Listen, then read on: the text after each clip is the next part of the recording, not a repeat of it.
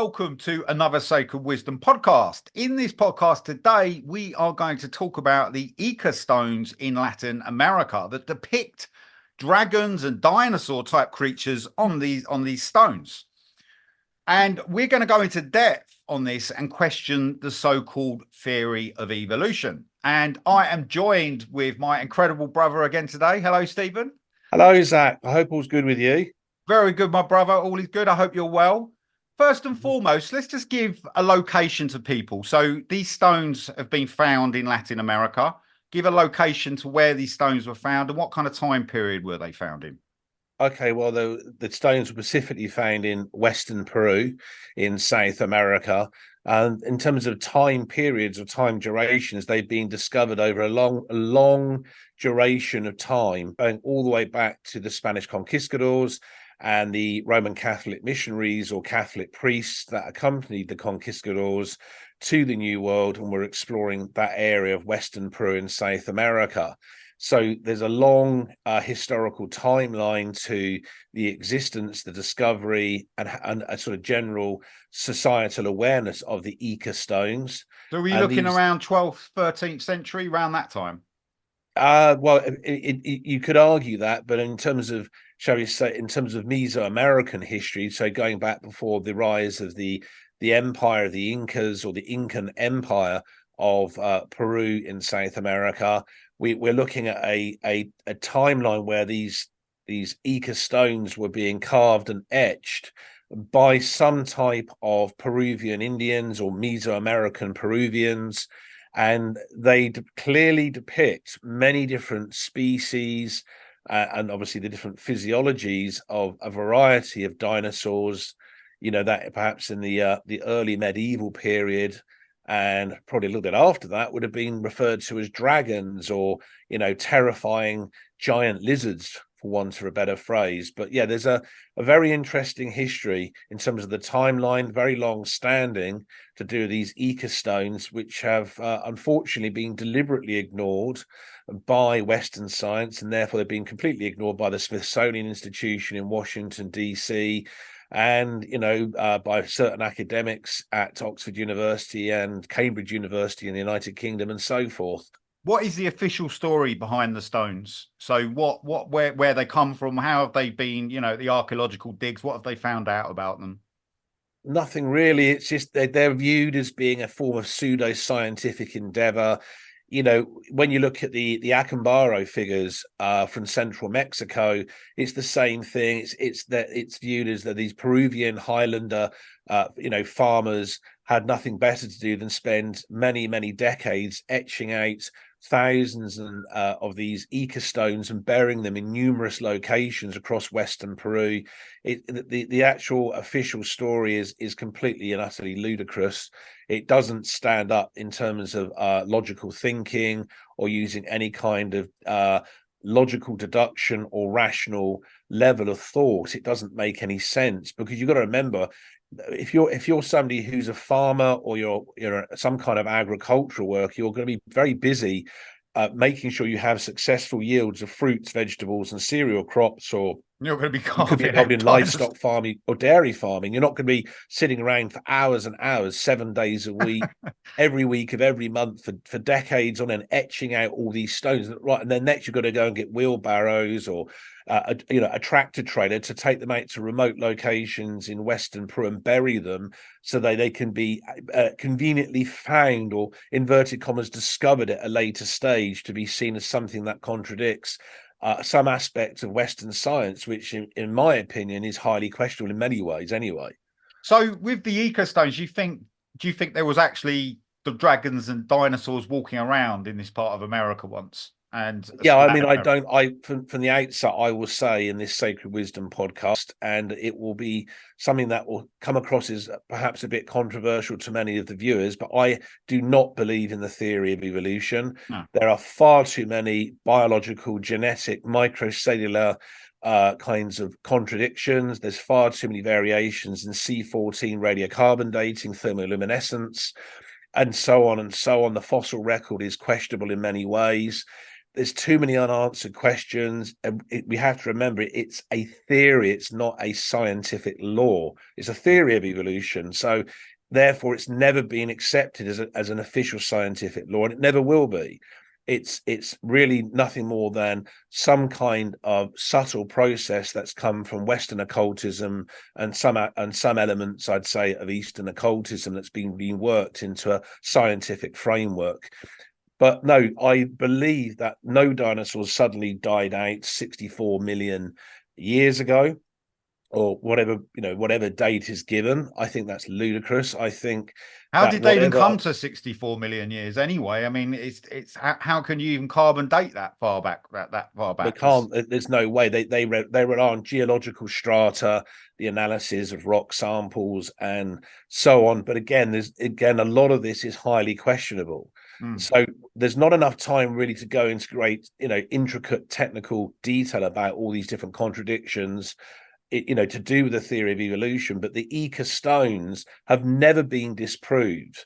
They've never been actually confirmed as a hoax or bogus artifacts that have conveniently been excavated out of the soil and the gravel of the remote expanses of Western Peru and South America.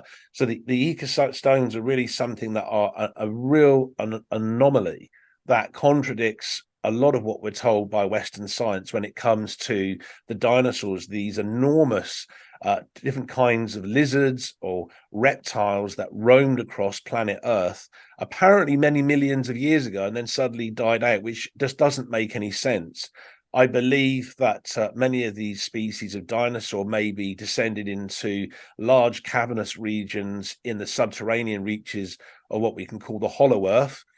Again, that's maybe classed as a conspiracy theory, but I do believe that many of them still exist in remote areas in the Ecuadorian forest, the Amazon jungle, for example, and so on. And there's many other remote locations they still exist on planet Earth, but they just don't exist in huge numbers.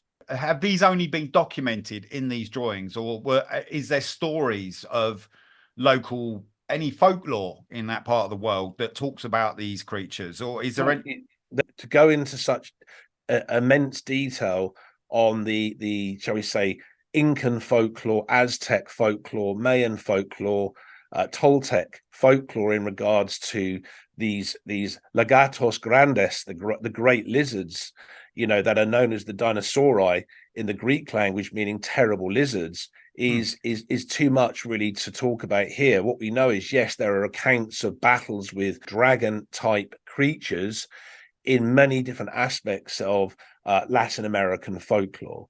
So there is definitely something that was going on historically.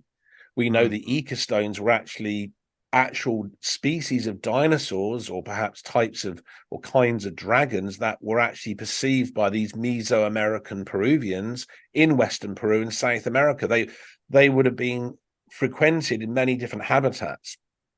They were seen by these individuals, just as the Acambaro figures from central Mexico have never been disproven, because I believe a lot of those are authentic. And they were literally sculptured figurines that were there to pictorially describe what individuals had actually visibly seen, had perceived, and had created such a traumatic and astonishing effect on their minds that they had to record it. There wasn't obviously photographic equipment back then. I mean, there was the stones were seen as a permanent form of, literally a geological record of what had been seen. Yeah, I mean, I think it was Warderlow Just. He paid $1 to local tradesmen, but he did do that. So there were some of them sculptures built later, but it confused the original sculptures. You see, somebody was actually buying these sculptures, and it was just making a mishmash of the old and the new. So the Incas have actually talk about these Ica stones, don't they? So they do. What is interesting is the etymology is actually from the Quechua language, which is the language spoken by the Incan Indians, or the Inca, and the actual stones are, in the singular sense, are known as the Ikarumi, which means lordly stone, and in the plural sense, they're called the Ikarumakuna. which means lordly stones. Now, that suggests that they had tremendous importance. The fact that they were called the Ikarumakuna, means there must have been some kind of great and historical significance to the carvings, the etchings that were placed onto these stones and described in such a way in the Quechua language of the Inca. So that means they must have existed at the time of the Incan Empire in Western Peru and other parts of South America, which means that many of the Inca, as the occupants of that specific vast landmass, would have perceived what appeared to be these terrible lizards, these dinosaurs, these winged dragons, and perhaps serpents existing on the surface, foraging for food, eating in the various ecosystems, and maybe instilling a tremendous amount of fear and awe and perhaps respect in the Inca. Again, this is the kind of history we're not taught. It's classed as wild conspiracy theories. The Ica stones are classed as an anomaly to be ignored by the Smithsonian Institution in Washington, D.C., and by many of the other, academic research institutes around planet Earth. It's not seen as any relevance. Well, the reason is people have so much belief in their leaders and people being progressive and always wanting them to evolve, when actually there's a lot of hidden information that gets kept back from people to keep reins of power and to keep control. And it's kind of ridiculous. We got to that breaking point now where everything is out there. It is, and it is true. And it's, although there is different kinds of flora and fauna also depicted on the Ica stones, there are various types of birds and mammals and trees and plants that are etched on some of them. A lot of the Ica stones actually do display vast numbers of different types of dinosaurs. They're very clearly depicted and etched into the Ica stones. And it's also, on a side note, it's interesting to know that some of the birds and mammals that are actually depicted on the Ica stones are almost identical to some of the actual Nazca lines that are in the Nazca Desert of southern Peru. Now, these, obviously people have heard of the Nazca lines in the Nazca Desert of southern Peru. So there's obviously some kind of very long-term historical connection between some of the Ica stones and those geoglyphs that are carved into the Nazca Desert. So what that is, again, so do you think they could actually, maybe even like the stones were placed on certain points of the ley line, or these lines? I've always seen the Nazca lines as a form of ley lines that they're built in. Yeah. So, but what do you think on that? I'd say that's some truth to that. And I think it's also interesting that some of the Ica stones actually do show what appears to be various medical instruments or surgical instruments, as well as telescopes. And what is even more astounding, that some of the Ica stones, in conjunction with the etchings of these giant lizards or terrible lizards or dinosaurs on them, show what appear to be what's known in the Spanish language as the maquinas voladoros, or flying machines. There's no real push by the Peruvian government in Lima, in Western Peru, to really do anything in terms of sending teams of state-funded, Peruvian archaeologists out into the remote areas of Western Peru to do the actual necessary archaeological field work in excavating these areas out. It's really quite astounding. Is there any documentation of them there, like museums or anything like that? No. There is artifacts stored in repositories in Peru, but there's not any, shall we say, taxpayer funded or state funded sort of scheduling in place whatsoever with the Peruvian government to take the Ica stone seriously enough to say, well, let's send teams of our own state archaeologists out there across Peru and maybe communicate with other countries in South America, across the whole of Latin America, and let's just really go for this and just find as many of these anomalous and very bizarre artifacts, devices, gadgets, etched stones, maybe even plans, if possible. Uncover those Atlantean temples in the Mato Grosso, for example, in Western Brazil, which that's not state funded, but it's known that there are vast remains of antediluvian divine temples, sacred temples that go back to the time of Atlantis. But again, it's about this great contradiction that suddenly arises that challenges the narratives that we've been given repeatedly for at least the last 70 to 80 plus years from Western science, and a lot of it is highly questionable. Yeah, and it's disturbing. It disturbs me that we keep ignoring so much simple kind of facts that are placed around us. We kind of just dismiss it.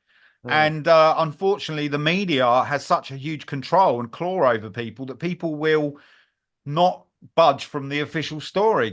The Spanish conquistadors discovered some of these stones. So where were They these did. found in South America? Where were they, on the beach, or were they, you No, know? it was mainly inland in remote areas, just basically semi-arid areas of Western Peru. There was obviously trees and plants there, but they found them. Just a lot of them weren't buried in deep areas, because obviously a lot of the ground is alluvial. There's a lot of sand, and there's gravel and soil and stuff. So, and you get high winds going through those areas. There's a lot of movement in the topography. So we know the famous Spanish conquistador, Marquez of the Altabilas, known as Francisco Pizarro Gonzalez. He founded the city of Lima on the 18th of January, 1535.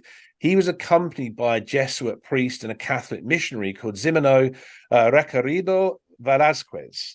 And some people know him more commonly by the name of Simon Requerido Velázquez. So these two individuals were actually exploring what's become known as the Ica region of Western Peru.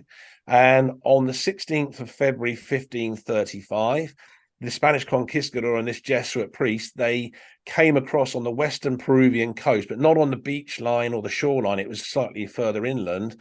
And they discovered vast quantities of these Ica stones. And they clearly displayed carvings of the great lizards, the terrible lizards or dinosaurs. So, these individuals had observed specifically these Ica stones. They were amazed by them. And there were other Spanish conquistadors, one of which was the viceroy of Peru, known as Francisco Alvarez de Toledo. And he traveled to Western Peru from mainland Europe and observed the Ica stones. And for the first time on the 23rd of April, 1555. And during the 9th of August, 1562, there was another contingent of roaming Spanish conquistadors who also observed the Inca stones. And they described them as unknown creatures and great lizards in the Spanish language. So there was a number of individuals going back to the Elizabethan period in the New World from obviously Spain that had traveled across the Atlantic Ocean to Peru in South America. And these Spanish conquistadors, Jesuit priests, Catholic missionaries had actually visibly observed, studied many of these Ica stones. So how can anybody that, and this is officially recorded information, historically recorded.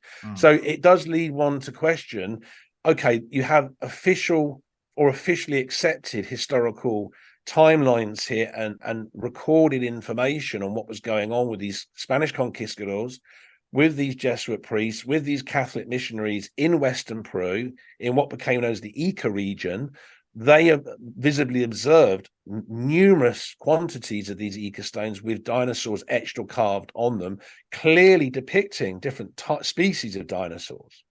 So how could farmers hundreds and hundreds of years ago be sitting around in the Elizabethan period in Western Peru carving all these out, if we're to follow the response to this conspiracy theory, in inverted commas, that it's all just fabricated artifacts? It's ludicrous. It doesn't make any sense. So when they found these stones, what did they say? I mean, what's the report on them? Well, you've got to remember the timelines. Like back then, the world was, it was a very Christian world. Yeah. So, Spain was Roman Catholic, Portugal was Roman Catholic. It was under the Spanish royal family, the Portuguese royal family. So the conquistadors were really they were paid and hired adventurers. A lot of them were within the Spanish army or the Portuguese army, but many of them were seen as explorers, adventurers, the sailors on the high seas, and there was a lot of romanticism about the idea of leaving old Europe and entering the new world of South America and so forth. So they wouldn't have really viewed them in a scientific way in terms of how a paleontologist or perhaps an archaeologist would today, in maybe the United Kingdom of Great Britain or mainland Europe or North America.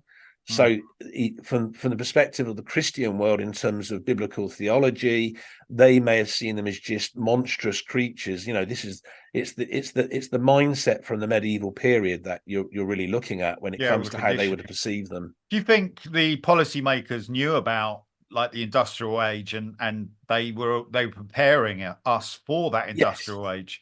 I So totally all believe that. this would Yeah. have basically contradicted a lot of that whole movement.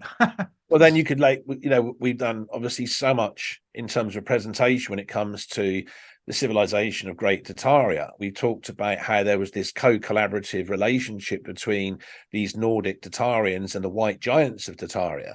Mm. But giants are not supposed to exist. They're classed as aspects of, British folklore or European folklore and so forth.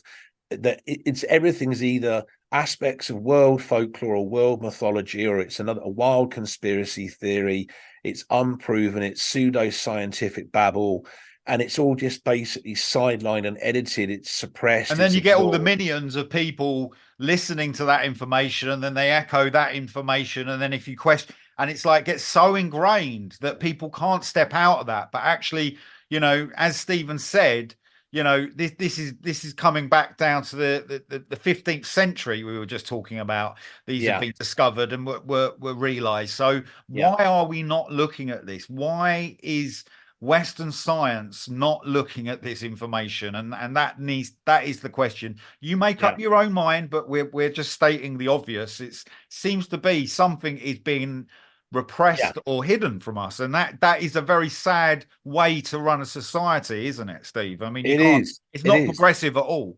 I mean, and the Ica stones, the etchings that are on them are so precise. Yeah. So some of the species of dinosaurs I can give as examples here are brontosaurs, stegosaurs, Wow. tyrannosaurs, ankylosaurs, and pterodactyls, as well as the various surgical equipment and medical equipment that's actually depicted as well. And obviously I mentioned that actually telescopes were actually seen etched on there.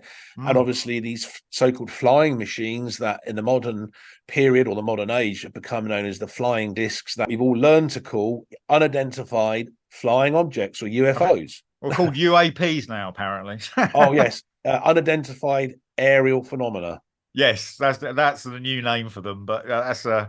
interesting, isn't it? Because it merges the whole the unidentified side of it. It makes Well, them identical. this again is, I'm just putting this question out there, but one could, if you were looking at making a feature length movie, and this was all done in a fictional sense, and you had these Ica stones, and you can imagine these Peruvian archaeologists come across these Ica stones depicting the medical equipment, the surgical equipment, the telescopes, the flying machines, and dinosaurs.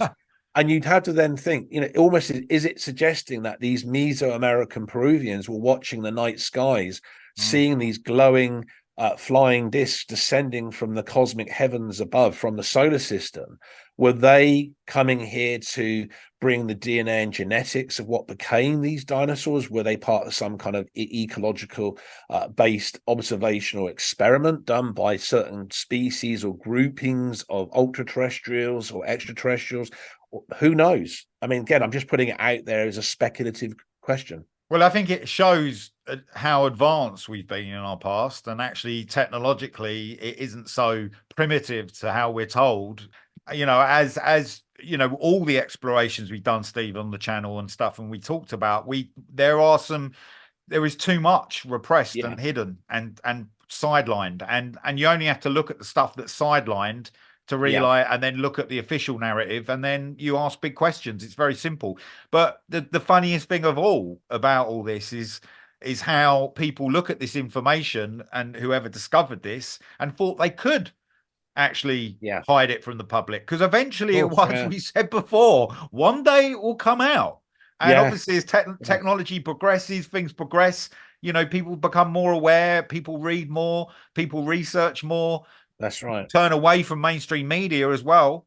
This as well is Absolutely, yes. but Steve, so So there are people in recent times, it's not just that's going right. back to Yeah, the 50s yeah, and 60s, Mhm. We've had people looking into this area as well. So talk a little bit about those people. I mean, if we go back to actually specifically the 13th of, I think it's the 13th of May, 1966, it was Dr. Javier Cabrero Daquea was presented with an Ica stone by a close friend of his named Felix Losa Romero for his 42nd birthday.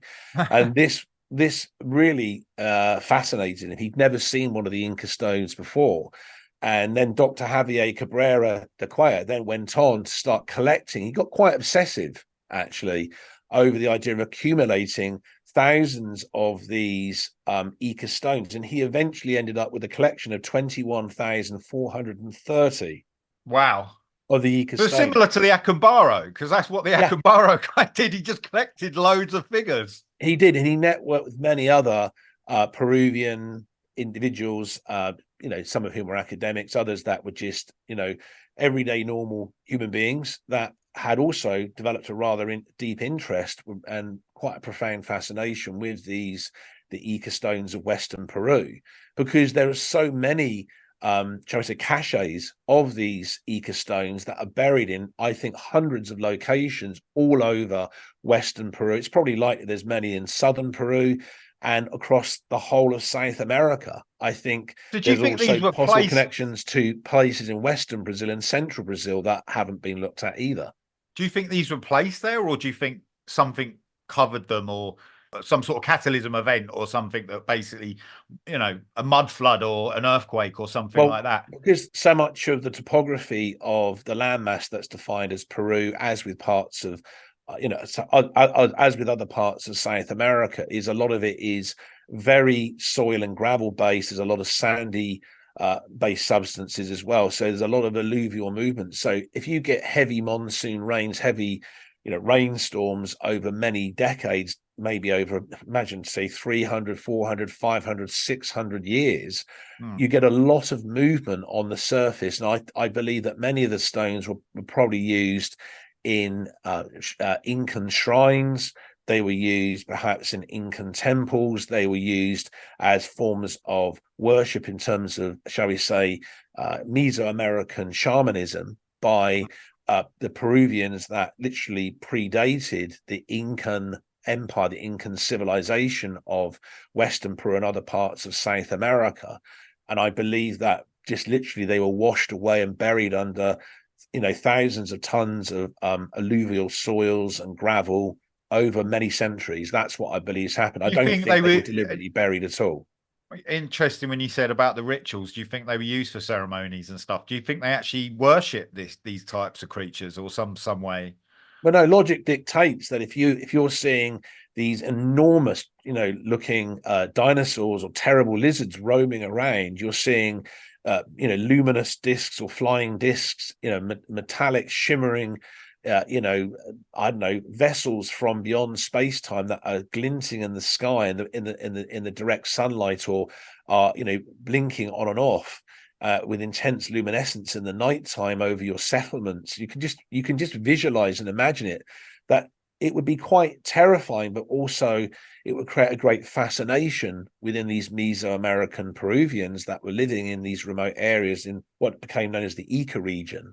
So for them, their way of recording it was to etch it onto these andesite stones, these Ica stones, and then was to kind of appreciate what they had seen as some, literally the sky gods who descended from the heavens. And we know this has been an ongoing thing in terms of, European anthropology, North American anthropology, the connections between what we may class as primitive tribal groupings or communities, and suddenly the appearance of highly advanced ultra terrestrials or extraterrestrials descend from the night sky, and they're radiating, this bright luminescence. They bring with them their highly intricate and technical occult technologies, and they're seen with great awe and fear. So they become worshipped in some way as something that is more immense or more sophisticated than those various individuals. And I think that's to some extent what happened. I think that's also connected to the Nazca lines in the Nazca Desert in southern Peru. And I do think there are connections to parts of the Mato Grosso in western Brazil, and also various, shall we say, sites of great historical interest in central Brazil. But again, none of these connections are made. It's all open to speculation, and Western science isn't interested. So. Yeah, it's a shame that we've kind of reached this point where explorations and Western science has made its mind up that this is the way it is. Yeah. When there is just as we said, too many contradictions and too many anomalies to ignore. There's too many strange things that go on. But in regards to like military in that area, I'm interested to know, is there any military activity in that kind of around there, you know? Not that I'm aware of in the Ica region. The Peruvian army isn't there. The Peruvian navy isn't there. I mean, the Peruvian Air Force isn't there. I mean, yes, obviously there's various types of military installations across different locations in Peru, but there's never been the need to cover it up. The Peruvian government just doesn't touch it. You know, when you see the obsessiveness that Dr. Javier Cabrera de Cuellar had when he started to amass such a variety of these Ica stones from the 15th of February 1967 onwards, he went ahead and purchased 320 of the Ica stones from these two brothers that lived in Western Peru called Carlos Soldi and Pablo Soldi. That's Right. very interesting. So, you know, he was literally bulk purchasing eco stones, and the vast majority of them had anomalous diagrams or pictorial imagery that were etched onto them, mainly of different species of dinosaurs, and they're very clearly depicted. They're not things that can be disputed when you actually visibly look at them. And I've looked at hundreds of JPEG and PNG formatted images of these Ica stones in high definition, and they're very clearly depicting different species of dinosaurs. It's not some sort of, you know. So what did he make accident. of them? No. What did the guy that collected them, all the different lots of them, what did he make them out to be? What was his conclusion on them?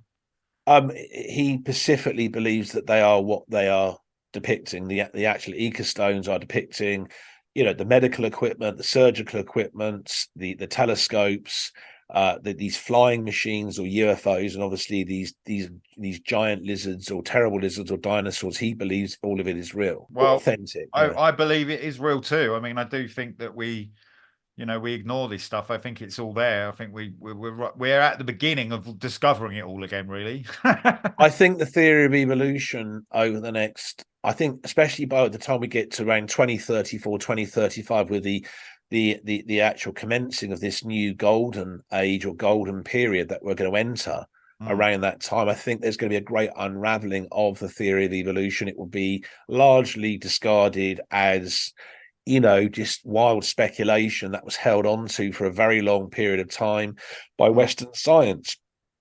They've invested a vast amount of resources and finances, and there's many reputations that rely on propagating the theory of evolution as something that should be believed. In a way, it's almost become like a scientific religion, really. Well, there's almost like a cult of people behind it, because literally people follow it, and you step out of line, and you feel, if you don't go with the order or how they discuss it and how they approach it, you're seen as the outcast and dismissed very quickly. And as you said, the conspiracy theorist, or when you really, this is just questioning, going down the rabbit hole. I'm surprised more historians and people don't question a lot of this information. They must come across it, and people seem to settle for it so much. Now, because I've reading up a little bit on the Aztecs, I've heard stories that the Aztecs, they had creatures walking amongst them, giants, and there's many stories from not Aztec in the official. Again, the official narrative, never, not a word of that. They just wore funny headpieces and had these amazing shields and swords, and just for fanciness to look good. But were these anything to do with the well, there's a lot of stories from Aztec folklore and Aztec mythology regarding the presence of massively developed huge looking shall we say Latin American giants that were known to have a great dislike, a tremendous hatred actually towards many of the Aztec Indians, And there was these, as we've talked about in previous Sacred Wisdom podcasts with many of the Native American tribes on the North American continent, these epic battles would take place. Yeah. But there are also accounts of battles with what they described as enormous lizards or reptiles or snakes. So it is likely there was some type of maybe unknown, dinosaurs that have never been discovered by paleontologists, from Western science, that they were talking about. But yeah, there was, I mean, it wouldn't just be isolated to the Ica region in Western Peru. It would be all over the South American continent. Yeah. Well, I mean, I remember as a child hearing stories on the Amazon of millipedes like 100 meters long and stuff like this crazy stuff you read in the unexplained. And yeah, as far out as it may seem, we don't actually know. We really do have to question the theory of evolution. And I think that's an ongoing process to actually, it can be challenging because it changes the constructs of information of what we learn and how we know this reality. But we have to keep questioning it. And by questioning it, we're actually developing, we're actually growing and evolving in our thought and understanding this reality more. And thank you, Steve. It was brilliant. You're welcome. Yes, really excellent talk. And really, I don't know much about the Ecostone, so that has been a whole new insight to me. Thanks for that. And we have to just remember very clearly that what we've discussed, we've only just touched on a very small amount of the information regarding these Ecostones or andesite stones from Western Peru and South America.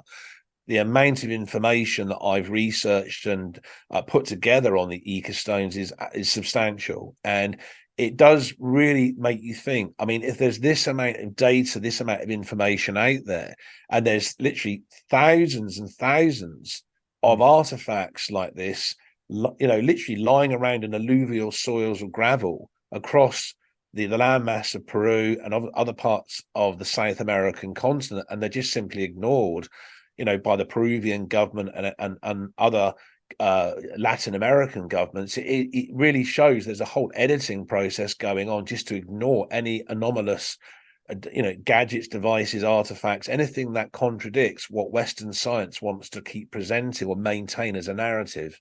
And I think that bringing it up to date where we are now, the world isn't in a great place, and these things have led us to where we are now, and pushing, it's not fair that humanity has to live like that and live in these little secret compartments. And understandably, there's some information that should be withheld from the public, and certain bits, I understand that, but certain discoveries about evolving and who we are and what we are as a species should be open information, and everybody should understand this on every level, so they can grow and become the better person or the empowered person they want to become.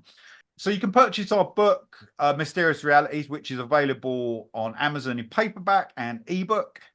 Thank you, Stephen. Absolutely amazing, my brother. You are incredible, bro. Really, really amazing. Thank you. That's a bye from me. And it's goodbye from me.